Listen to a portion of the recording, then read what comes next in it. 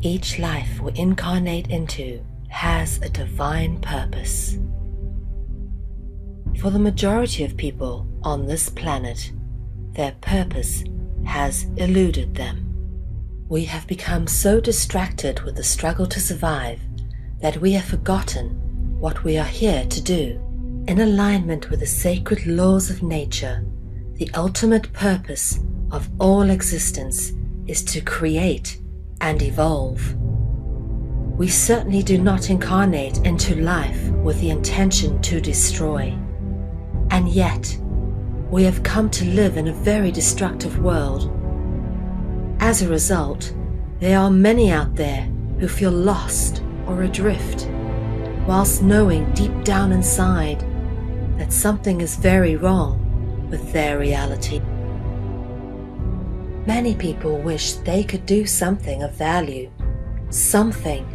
anything that is purposeful, instead of having to submit to a system of slavery in order to survive. It is important never to let go of that feeling. That is your soul crying out to you, telling you that your life has value and that you do indeed have a purpose. The most important thing you can do in life is to recognize your purpose, and often that requires a lot of soul searching. Life indeed dishes out some pretty tough challenges, which will either move you closer towards your purpose path, or will give you great training for when you finally realize what it is that you came here to do. But more often than not, the very clues about your life's purpose are hidden in plain sight, woven into the very fabric of our existence. But we are so easily distracted by irrelevant details that don't really matter, that often we miss the very obvious right in front of us. It is because of our willful ignorance of anything that does not fit our preconceived ideas that the truth about the nature of our reality is so readily hidden in plain sight.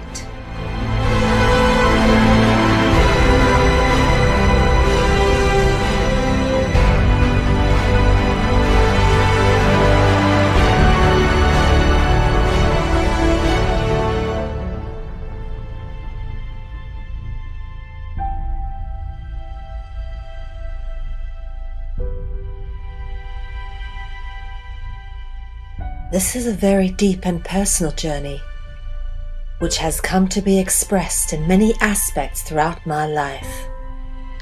This is not just an attempt to retell a bunch of research and pass it off as my own, for I am very grateful and openly acknowledge all the many wonderful people that I have been given the opportunity to work with and to learn from in order to get to the point where I've come to know what I now know. This is a journey I was always destined to go on, and likewise, how I have come to know this information forms as much a part of the story as the information itself. Your life. Good evening, everybody. My name is Melvi, and this is Conscious Consumer Network Live.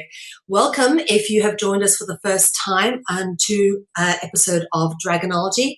For those of you who have been following along, thank you ever so much for your dedication, and really much appreciate all the letters and correspondence that we've been getting over the course of these 2 seasons, which, by the way, is quickly drawing to a close. That's right, season 2 is on to episode 11. Can you believe it?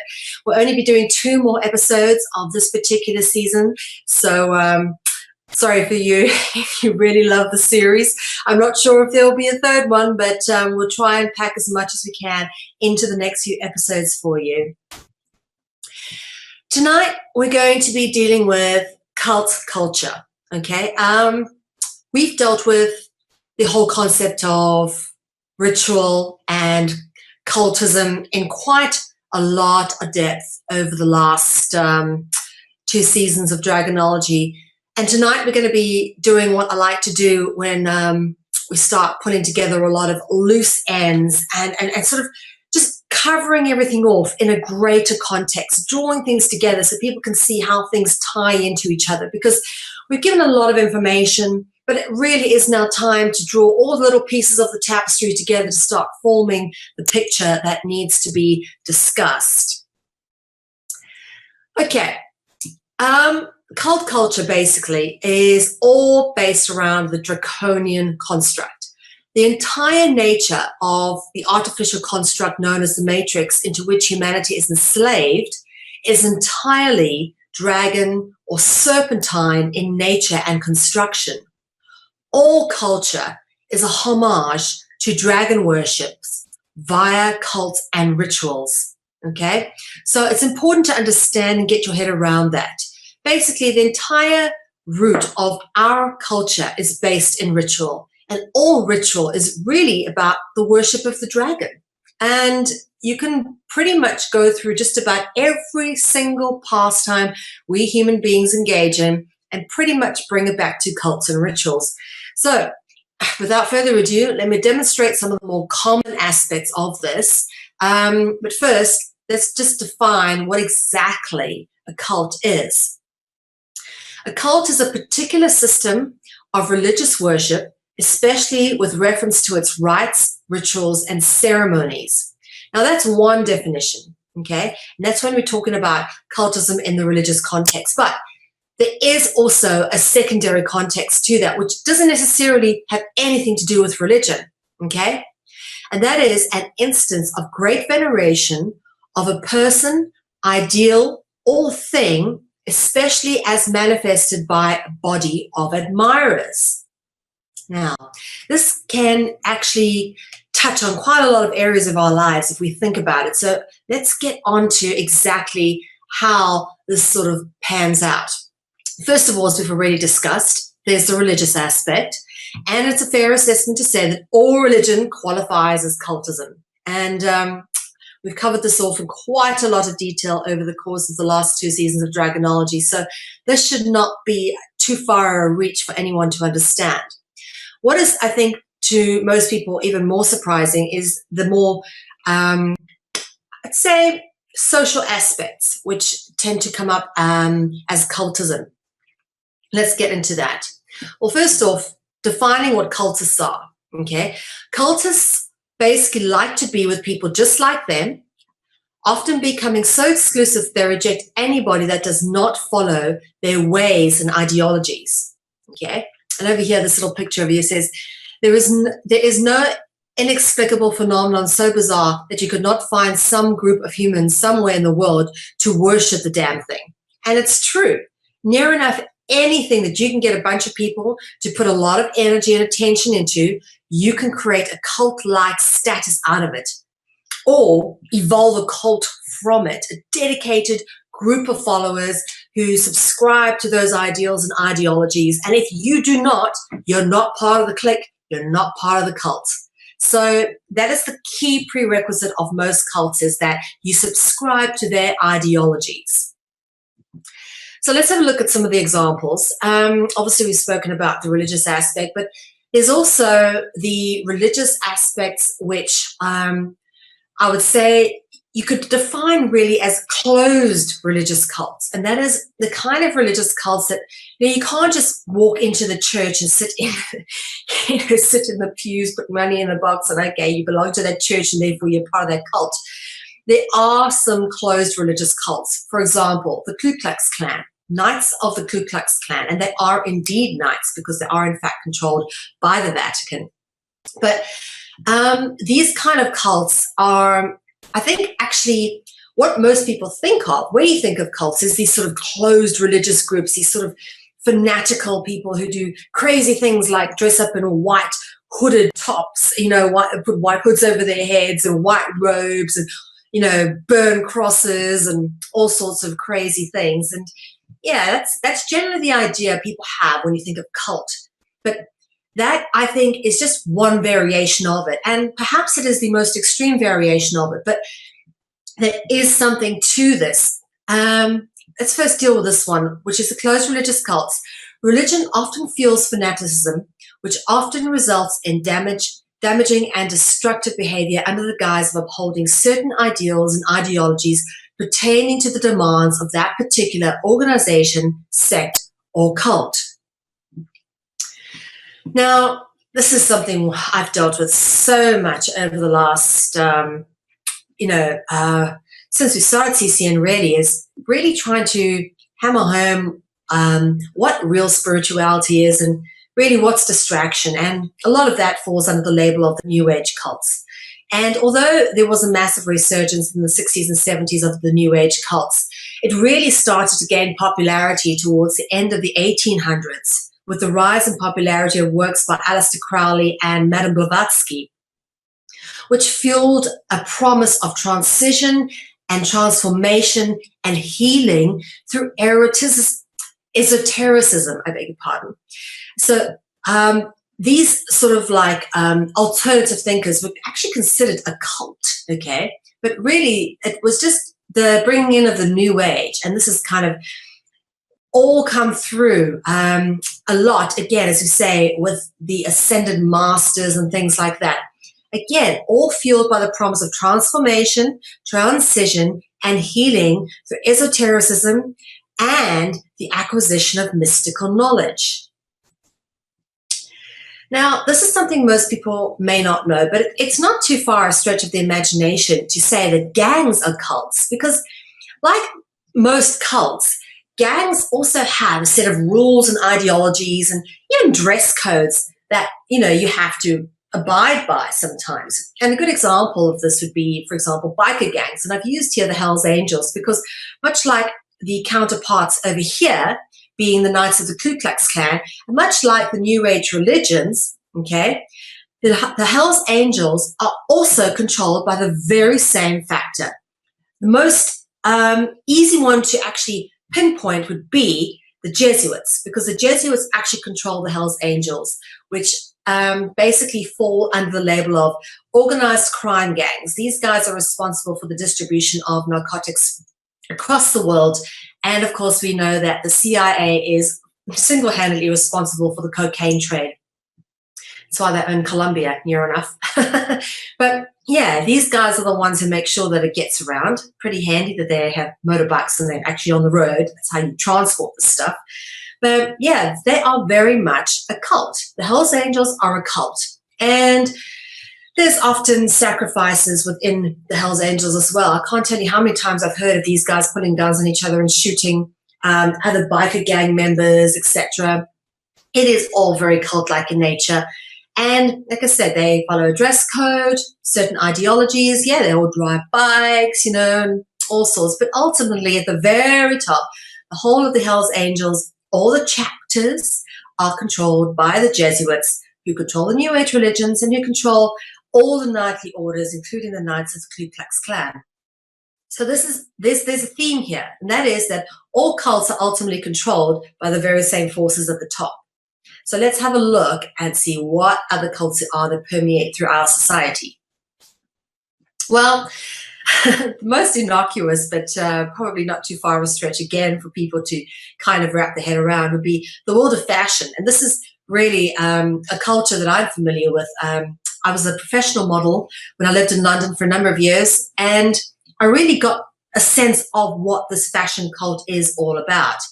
And again, it's like this season, this particular look is in, and you can't wear the look from last season because, that's old, that's so last season kind of thing. And there is a whole kind of do's and don'ts that come with it. And the world of fashion has really evolved its own cult-like ideologies, and much of which has to be adhered to. And if you don't, you're deemed unfashionable. And for those who subscribe to the cult of fashion, oh my God, the last thing you want to be deemed is unfashionable, because, then you're not part of the cult kind of thing. And it's all about, subscribing again to the ideologies. That is the key.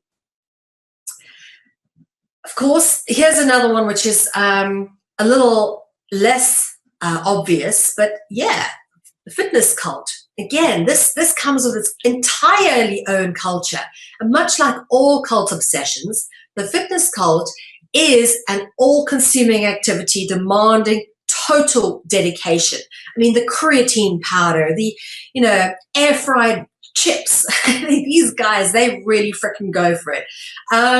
It's really total dedication to an ideology, which is the pursuit of physical perfection, which, to be honest with you, is not far from the pursuit of spiritual perfection, but, it's still very much a focus on the external locus of identity. And there's nothing wrong with being healthy, but sometimes the fitness cult can actually become so all-consuming that people completely overdo it. And I've got friends who, have been anorexic, who've been bodybuilders, and I look at them and they're so obsessed with the way they look on the outside that they actually go overboard and stop looking attractive. They become too muscly or too thin. And it can become so all-consuming that they don't realize the damage they're doing to themselves. But fitness is the new cult. And, well, it's not new. I suppose fitness has been an obsession of many people, staying in good shape, staying strong, staying healthy. But it can, like most cults, also be incredibly damaging.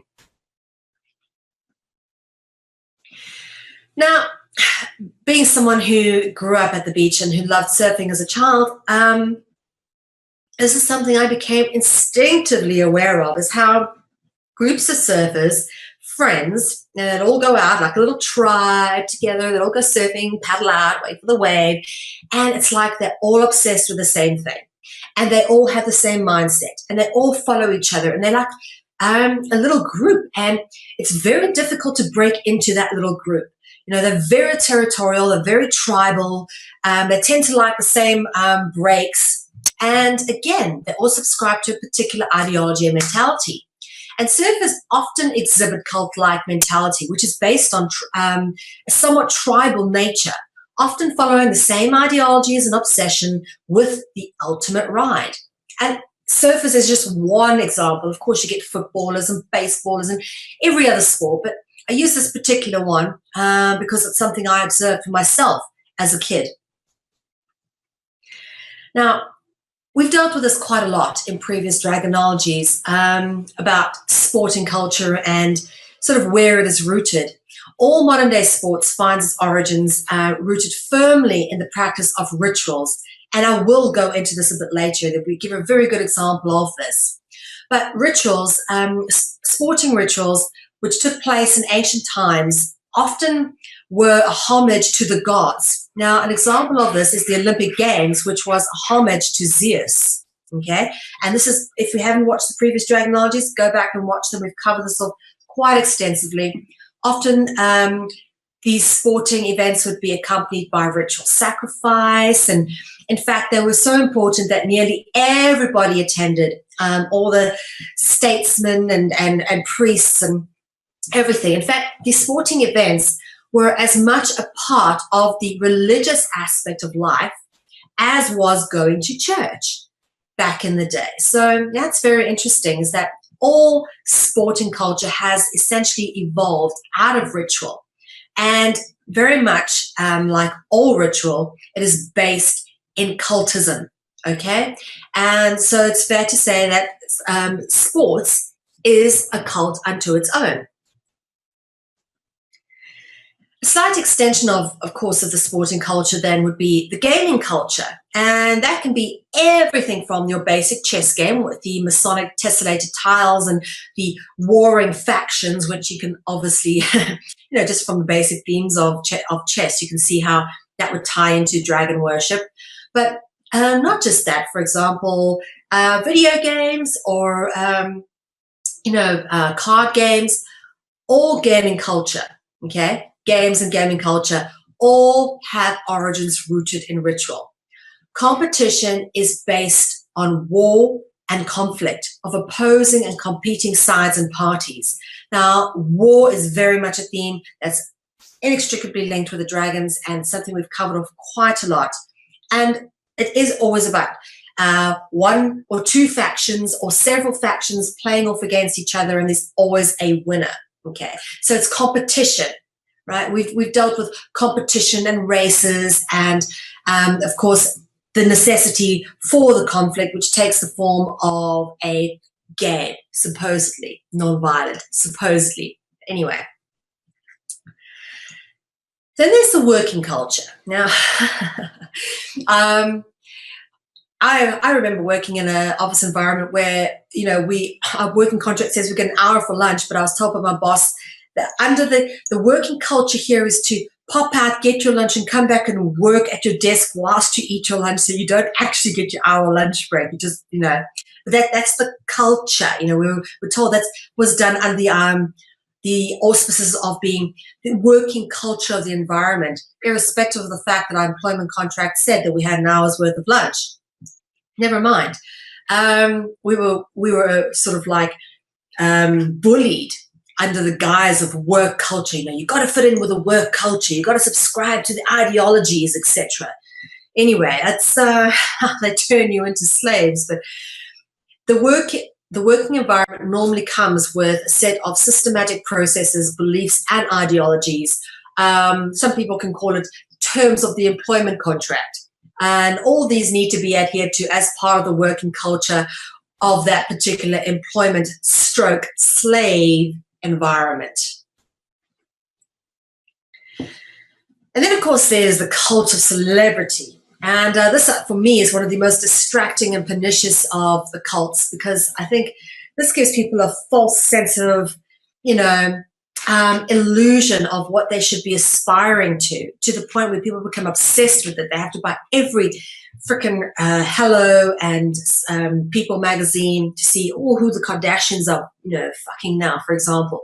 But the fascination with celebrity culture has reached a cult-like obsession. Most celebrities are themselves, in fact, cult members, which is a prerequisite for their celebrity status. That's right, they sell their soul for fame.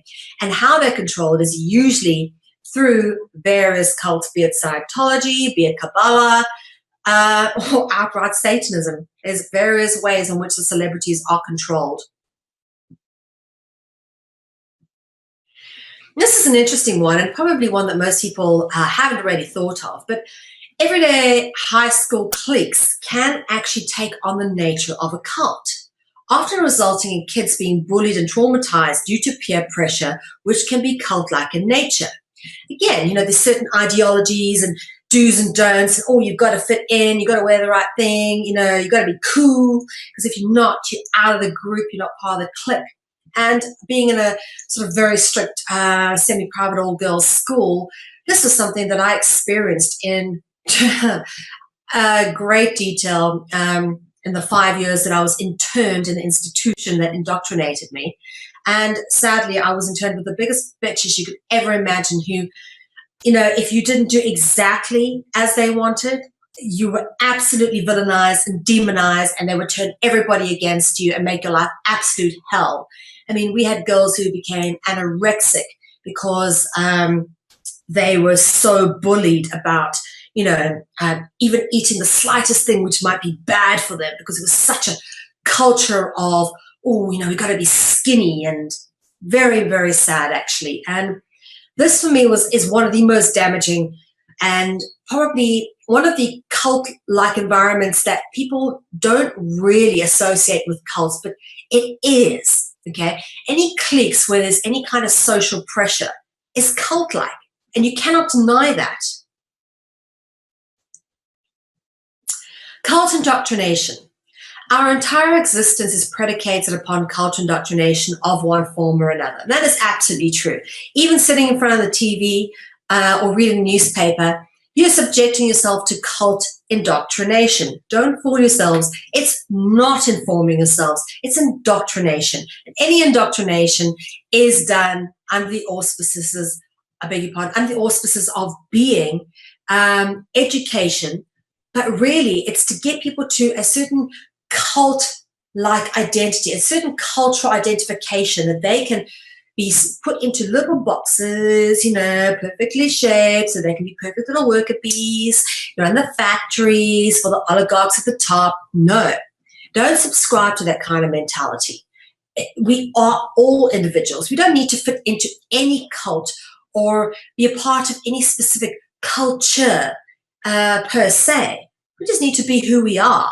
The cult indoctrination is one of the easiest ways to strip down your identity and detach you from your true inner self. And of course, the party culture of all cultures. This is my favorite cult of them all, without a doubt. I grew up a bit of a hooligan. I love to go out partying and squeak my flip-flops on the dance floor. But even the party culture has ritual practices such as dancing to music, which is all based in ritual, and of course the consumption of alcohol and drugs, which again is rooted in ritual. And of course, the party culture comes with its whole own set of ideals and practices and whatnot, which go along with it. For example, you got a queue to get in, everybody does it, and then you got to allow yourself to be searched because it's part of the ideology or the practice. And anyway, it all falls under this whole label of cultism. And this is an interesting one. We've covered off food and eating quite a lot in the last few Dragonologies, but this is one thing people don't think of as a cult, but it is, because feasting is inextricably linked with ritual, as we have explained over and over again in previous Dragonologies. And feasting is actually so much a part of ritual, and the eating or the consumption of the sacrifice is so much a part of ritual. I have yet to come across like some of the earliest forms of rituals that don't involve some kind of feasting. Even our modern day rituals, Christmas, Easter, birthdays, all involve food. And, it's at every freaking ritual you'll find food near enough. So as is cultural identification through food. So feasting is inextricably linked with ritual, as is cultural identification through food. Think about that. For example, let's think of one. Sweet and sour chicken, typically Chinese, or chicken chow mein, or what do we have? Thai green curry, being particularly Thai. You can sometimes identify certain cultures through their food. Or you look at food and you go, oh, we'll have Indonesian tonight. Oh, we're going to have Thai tonight. Oh, we're going to have Italian. So cultures are often identified through food. It's very interesting, that.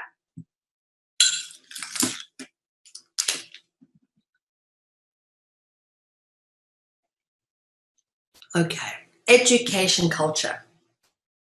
Education and culture are inextricably linked, as cultural indoctrination or ritual practice is reinforced by the modern day educational system, which has nothing to do with providing us with truthful information and everything to do with getting us to believe in the rules and ideologies of that particular cultural environment. So yeah, it's all about cult indoctrination. Yeah, and that's what education is. It's nothing to do with informing and enlightening and enhancing and improving our quality in being as humans, right? It's all about indoctrinating us, making us smaller, making us, detaching us from our true selves, trying to fit us into little boxes so that we fit the roles that society and culture deem right for us. Language and culture. All cult-based education is administered through a specific language, and in turn, different cultures are defined by their language. Think about this. Different cultures are defined by their language.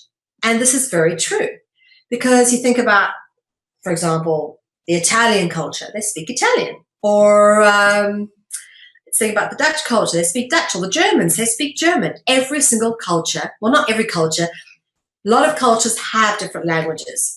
It would be unfair to say that every single culture has different languages, because the American culture and the British culture are two different cultures, not terribly different in practices, to be honest, but they speak the same language, kind of, slightly different accents. But ultimately, language is an indication of culture. Cultural programming. It is through the process of cultural programming that human beings have been programmed into self-sacrifice through various ritual processes. Okay, now that we've covered off a bit of sort of the all-encompassing what cultism and culture is all about, we're going to climb into some of the more tasty aspects of dragonology tonight. And I thought I'd read you this really awesome piece that I found. It's called The Nature of the Beast. On her way to work one morning, down the path along the side of the lake, a tender-hearted woman saw a poor, half-frozen snake. His pretty coloured skin had been all frosted with the dew. "Oh, well," she cried, "I'll take you in and take care of you." "Take me in, O tender woman, take me in, for heaven's sake. Take me in, O tender woman," sighed the snake. She wrapped him up all cozy in a curvature of silk, and then laid him by the fireside with some honey and some milk. She hurried home from work that night. As soon as she arrived, she found the pretty snake she'd taken in had been revived. Now she clutched him to her bosom. "You're so beautiful," she cried, "but if I hadn't brought you in, by now you might have died." Now she stroked his pretty skin and kissed and held him tight. But instead of saying thanks, the snake gave her a vicious bite. "I saved you," cried the woman, "and now you've bitten me even. Why? You know your bite is poisonous, and now I am going to die." "Oh, shut up, you silly woman," said the reptile with a grin. "You knew damn well I was a snake before you took me in." Now, why I've decided to read this particular piece is because I wanted to bring attention to the nature of the beast, which we will get into right now.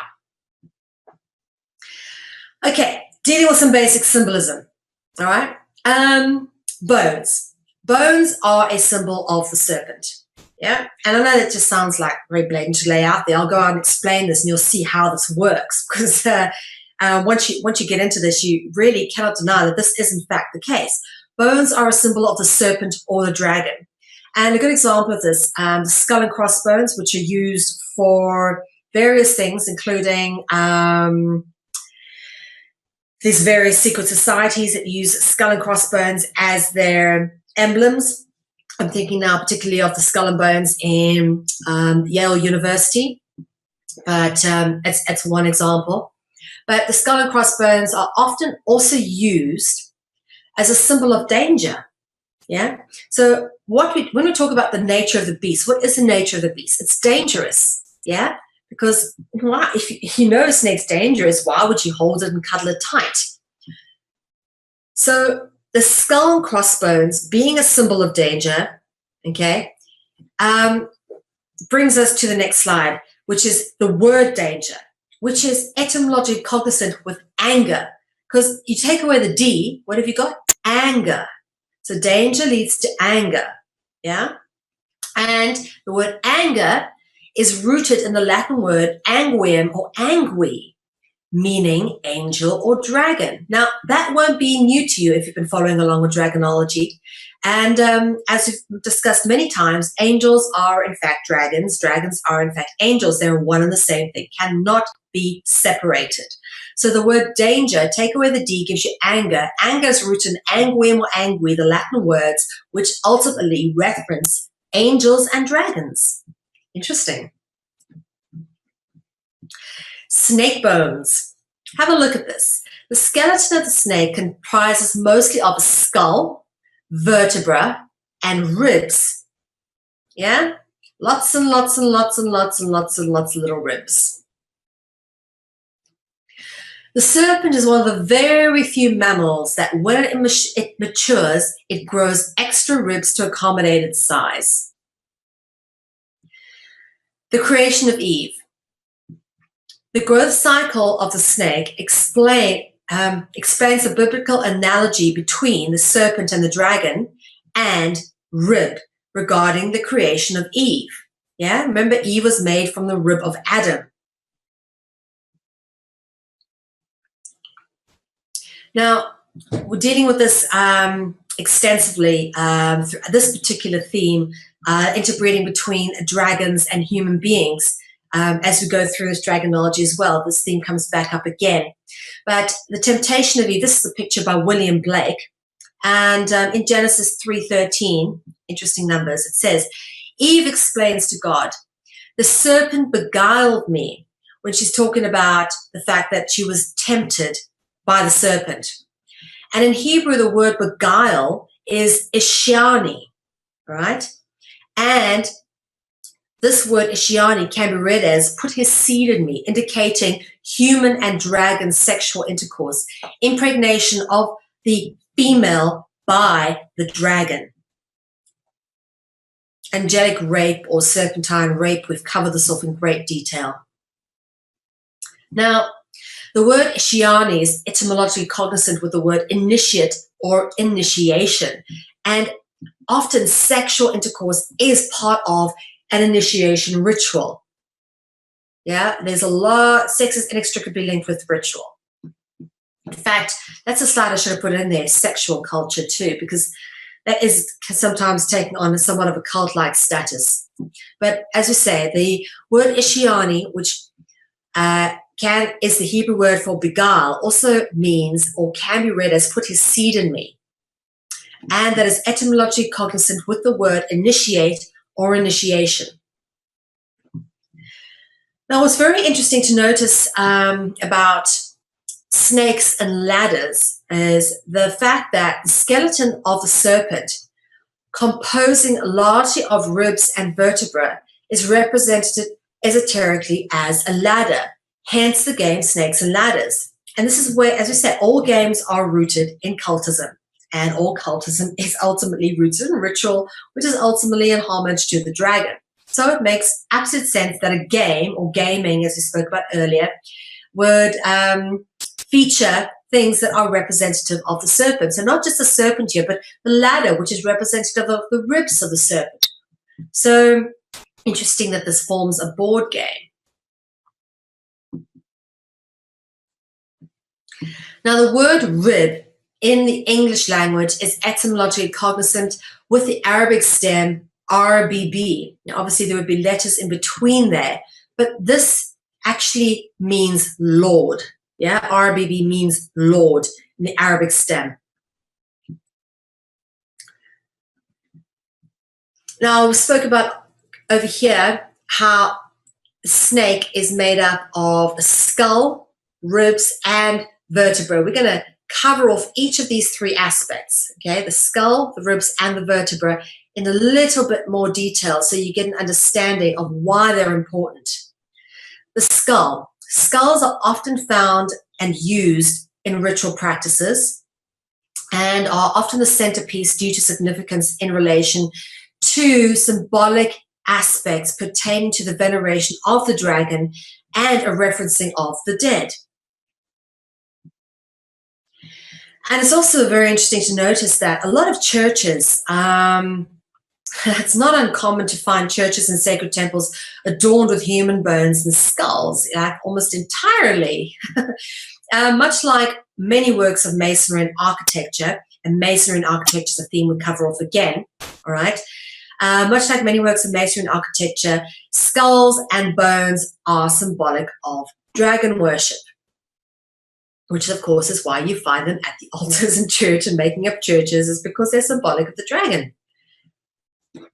Here's some other examples. I really thought these were very interesting ways in which bone. This is pelvic bones over here, making these little fans and little skulls in the center, and lots of little bones used to make a much bigger picture, but very interesting. Look at that. I mean, massive amounts of human. That's a person. That's a person. That's a person. Huge amounts of humans have been used to create these effects of these skulls and bones, which make up lampshades, emblems. Here you've got what looks like a crown with a cross on the top and somewhat of a shield going on there. And behind it, again, many, many, many, many, many more skulls. You can see them all in the background there. Now, what's interesting to note, I spoke about ball sport earlier in gaming, Mayan ball sport rituals. The Mayan ball game was a serious and solemn experience filled with ritual importance. Religious leaders attended, as did most chieftains and other government leaders. What's interesting to notice is that the captain of the losing team was usually decapitated.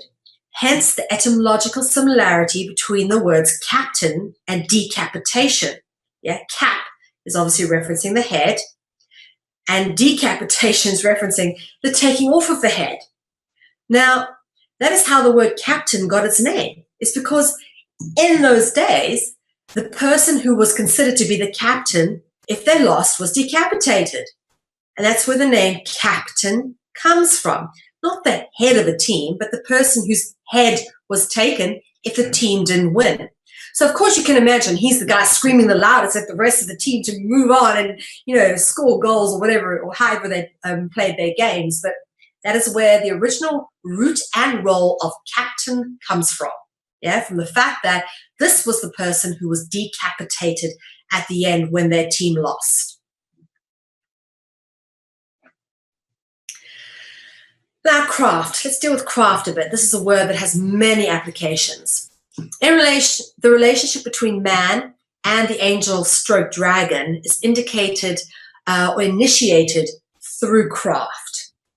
Now, craft can reference many things, okay? The word craft not only references witchcraft, which is the more common aspect we deal with when you think of cultism and ritual, but it also references arts, architecture, builders, and masons. Dealing with the builders for a moment, the title of builder or architect documents the dragons who are responsible for the construction of earth and include the replenishment of humanity post-deluge. Bear in mind that the human beings that lived on this planet before the dragons came along, they didn't build massive temples and buildings. In fact, they didn't even really have many enclosures. When you look at stories of, like when Captain Cook went over to Australia and they were looking at taking over the land, there was a law called terra nullius, which means that if the land didn't have any permanent structures on or any enclosures, it meant that it was uninhabited. Even if it was inhabited by the original peoples, it was uninhabited. So terra nullius basically means you can take over any land that doesn't have any enclosures or any permanent structures on it. Because guess what? The original peoples largely were somewhat nomadic. Some of them actually lived perhaps in one place, but didn't have anything like the concept of temples or, massive, libraries or whatever it is that builders and architects have to design. There was none of that. That all came along with the dragons and the angels, as we say, who were responsible for all of this construction, and particularly post-deluge, which, of course, they were responsible for the deluge too.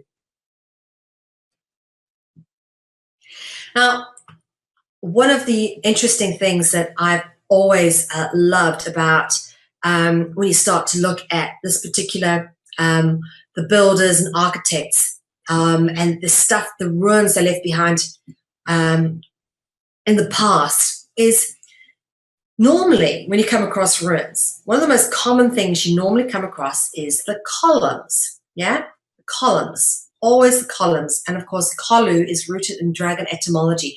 These are usually the things that are left standing. They are the strongest parts of most buildings. The walls have fallen down, probably some of the lintels, but you normally always find the columns standing because they're normally made of solid stone or pieces of stone, which are then sort of put together. But yeah, in ruins, normally always find columns somewhere. What's interesting is columns do turn up in most ruins, but the word column, obviously being rooted in dragon etymology as well, Kalu, the first four letters, obviously dragon etymology root word. We'll get into that in a bit. But let's look here for a moment. The word Jed, all right? The Jed, JD, we'll cover that off a bit more. The Jed is a symbol. The Jed symbol is one of the more commonly found symbols in Egyptian mythology and is a column symbolic of the backbone or vertebra of Osiris. You can find this fact in Wikipedia. That is what this particular column, which is a very common symbol in Egypt, in ancient Egyptian mythology. This symbol is actually representative of the backbone or vertebra of Osiris. So, yeah, having dealt with the snake skeleton, we dealt with the head, the ribs, and now we're dealing with the vertebra. Those are the only three different distinctions of bones that we look at when we look at the serpent skeleton. And they are all symbolically represented in different ways, in ritual, in cultism, and in the ancient world in various symbolic ways. So the column is actually the representative of the vertebra or backbone of Osiris, and it's called a djed, the DJ root, again, which we shall get into in a lot more detail. Here we go. Here's the symbol of the djed. Here's more columns, more of them here, another one here, and you've got it there. Yeah, let me just go back so you can see very clearly, and you can see it over here. This is an Abydos. This is a wall relief on Abydos, and this is a ancient Egyptian seal ring. Yeah, and there you have your djed. So, as we've spoken about many times before in Dragonology, the DJ symbol basically is an indication of, well, should we say, the cobra at rest, which is an Egyptian hieroglyphic, is phonetically translated from hieroglyphics into the phonetic English sound j. Yeah, the j or j. Now, you'll find the DJ popping up again in the word jinn, which also can be spelled with an E and one N, jinn. But DJ is very commonly found in jinn. And basically the jinn, for those who haven't come across them, you should have if you've watched previous Dragonologies.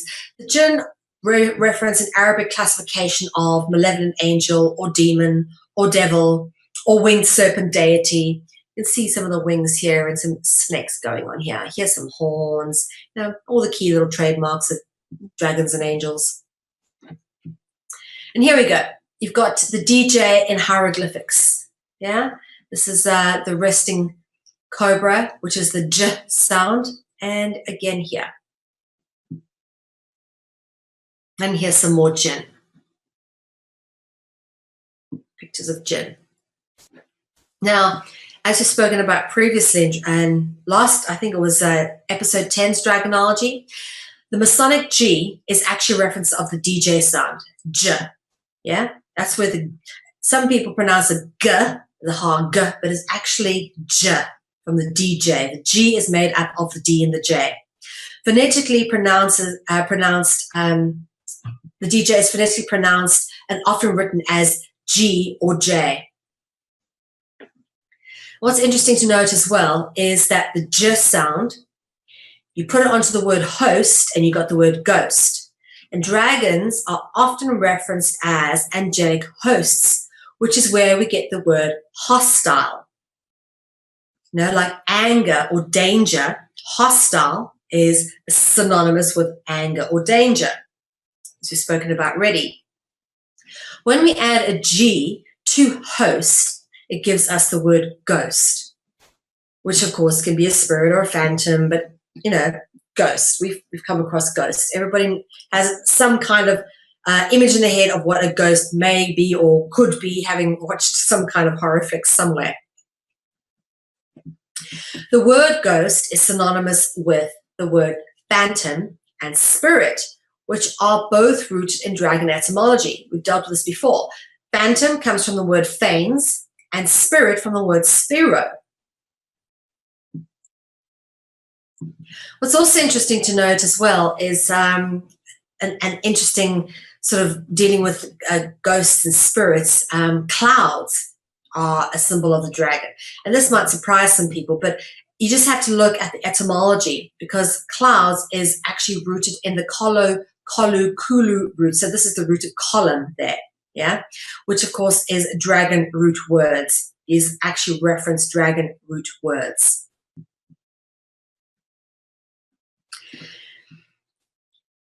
And this is also very interesting. Just in case you didn't believe me, the clouds are actually a symbol of the dragon. What are clouds? Clouds are made up of water vapor. The word vapor is etymologically cognizant with the word viper. The words ghost, spirit, vapor, and cloud are all synonyms of each other and are all rooted in dragon etymology. All of these reference the similar quality of spirit, cloud, vapor. You know, you can see it, but you can put your hands through it, kind of thing. Okay. I'm going to read a couple of extracts here from 2 different books. The Nephilim shall be called evil spirits when they came to live on earth. Evil spirits shall exude from their flesh because they were created from a mixture of mankind and other watchers who fly above. All right, again, referencing human angelic or human dragon intercourse, and as we spoke about earlier with Eve. And that's from the book of Enoch. Here's the second one. The first result was that Adam and Eve became naked.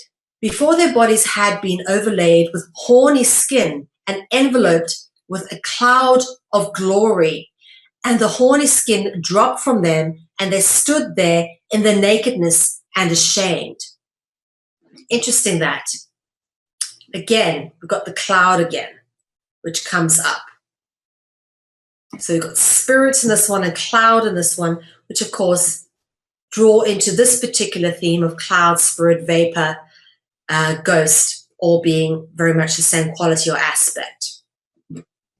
God's appearance as a cloud signifies sexual intercourse with humans and is correlated with phantom, ghost, or spirit, hence the term Holy Spirit.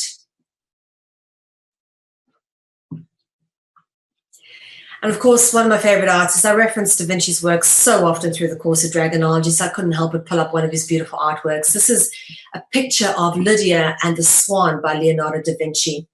And Lydia's name is derived from the Hebrew word Leda, meaning childbirth. Okay, obviously she's given birth to children, most likely offspring of the dragon or the angel. And who is the dragon or the angel? The swan, of course. Look how the swan is holding her. She's holding the swan. Yeah, there you can very much see there's intimacy between them. She's naked as well. Okay, and we've spoken about this too. Nakedness is obviously also a symbol of serpent. The swan, of course, in this particular drawing is a symbolic aspect of the angel or dragon. And we've covered this all before, the interrelationship between dragon and bird.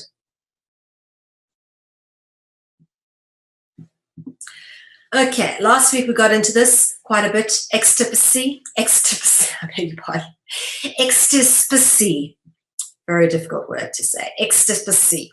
The relationship between angels, dragons, and humans is deduced from the act of examining the entrails, referenced in Greek as extipacy. I'll get it right one day. Now, of course, this particular practice indicates the extractions of the internal organs, particularly the intestines, which is symbolic of the serpent. And if you think about your large intestine, it's called the colon, okay? C-O-L-O. And that is a dragon root word. Now, this is very interesting. Much like the clay livers we indicated in episode 10, you've also got a clay tablet representing the bowels of a sheep with some markings along the side. This is cuneiform, so very old. Cuneiform markings down the side here. And this is very common, obviously, with rituals. They record the findings of having examined the entrails. Yeah, the entrails are meant to obviously be able to give readings. That's why they did it. You read the liver, or you read the entrails and see what they say for omens. And this is very interesting because the word omen turns up in the word omentum or omental. Yeah, and the omentum And omental references the gastric organs used in divinatory rituals to foretell omens. Which is also very interesting because the term omerta references a code of conduct or silent rites specific to the Mafia Commission. And the Mafia Commission, again, are controlled by the Jesuits. Yeah? And of course, omerta is etymologically cognizant with omental, which of course is omentum, omental. So the burnt offering or sacrifice, which we've dealt with quite a bit, also known as a Holocaust, the silent rites according to the omerta indicate the removal of the omental organs. Okay, so the omerta being sort of the mafia, the silent rites, which is the omerta. Okay, the silent rites according to the omerta indicate the removal of the omental organs and the worship of the serpent through burnt offerings, because that's what they used to do. They used to then take the organs and, throw them after they'd read them, throw them in for a burnt offering, and sometimes they'd then eat them, which is how we've ended up with cooked food and why we started eating meat. Is really, it's all based on ritual practice. And then the offering creates smoke, which is similar to cloud, vapor, spirit, or ghost. Is it not? That's what smoke is very similar to. Clouds, vapor, spirit, or ghost. And then, of course, the word smoke in the Arabic language is dukhan, which in turn is etymologically cognizant with dragon.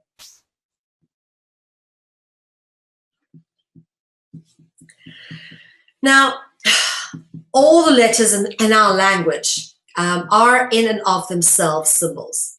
The letters of the alphabet each have their own particular symbolic references, okay, indicating much deeper allegories. And we've dealt with this quite a bit in previous dragonologies. And for example, the G is actually the D and the J mixed together. And of course, it's the seventh letter of the alphabet. And of course, the A, as you said, was always a representative of the all-seeing eye, the capstone above the pyramid.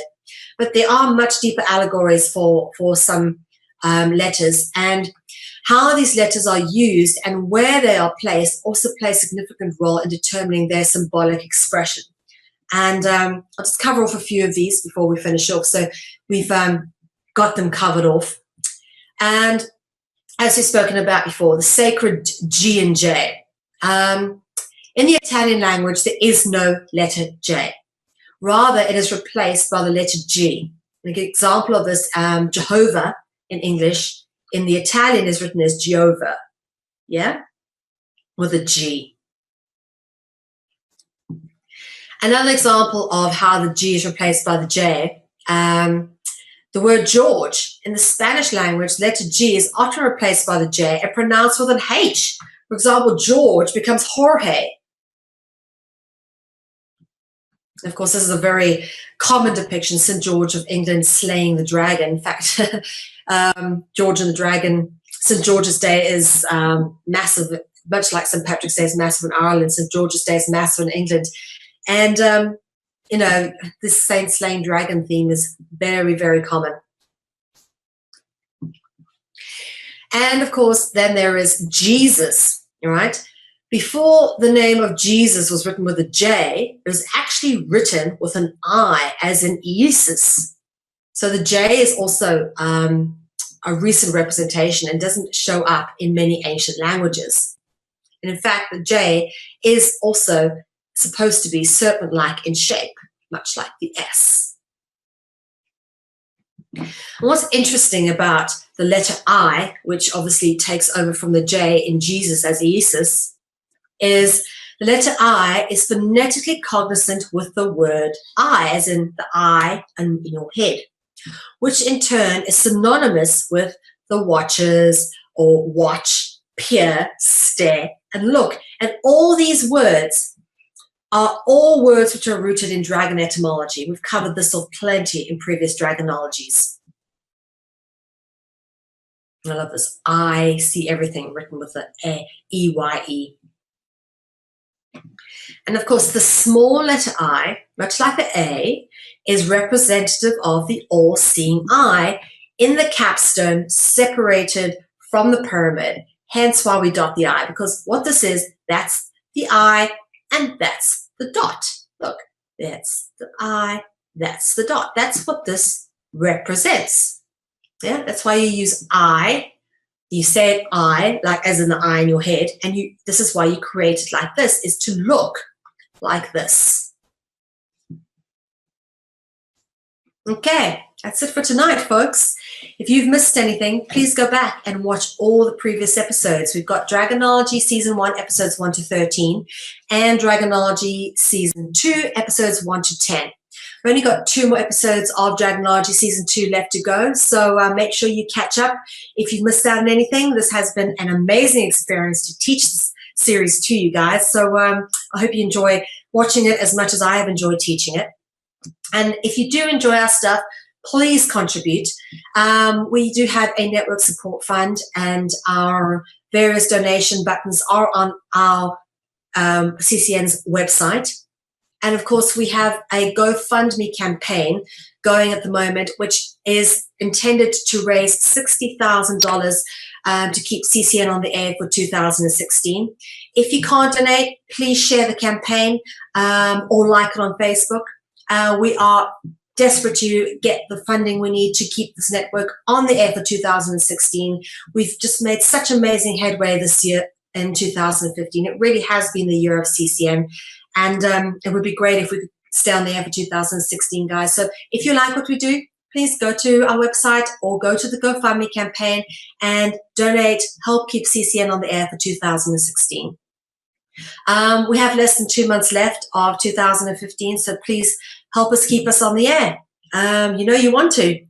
And if you've missed out on anything or you want to check out when things are broadcast, please check out our broadcast guide, which is updated weekly and also on the homepage of our website. And as usual, we thank you for supporting free and independent media. My name is Melvi. It has been a